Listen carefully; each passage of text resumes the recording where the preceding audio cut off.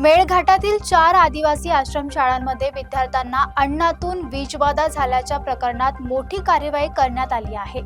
धारणी पोलिसांनी सेंट्रल किचनशी संबंधित 6 जणांविरोधात गंभीर स्वरूपाचे गुन्हे दाखल केले आहेत। अमरावती जिल्ह्यातील मेळघाट परिसरात आदिवासी आश्रमशाळेतील विद्यार्थ्यांना अन्नातून विषबाधा झाल्याच्या प्रकरणात पोलिसांनी मोठी कार्यवाही केली आहे।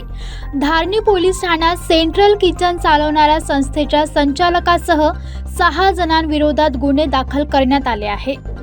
Resort India private limited Pune या संस्थेमार्फत विद्यार्थ्यांना भोजन पुरवठा केला जात होता।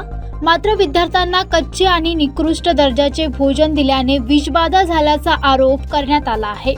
या प्रकरणात विजय बोथरे, कुणाल उडाने, सचिन सातपुते, संदीप सिंग, महेश देसाई आणि ओमकार यांच्यावर भारतीय न्याय संहिताच्या विविध कलमानुसार गुन्हे दाखल करण्यात आले आहेत।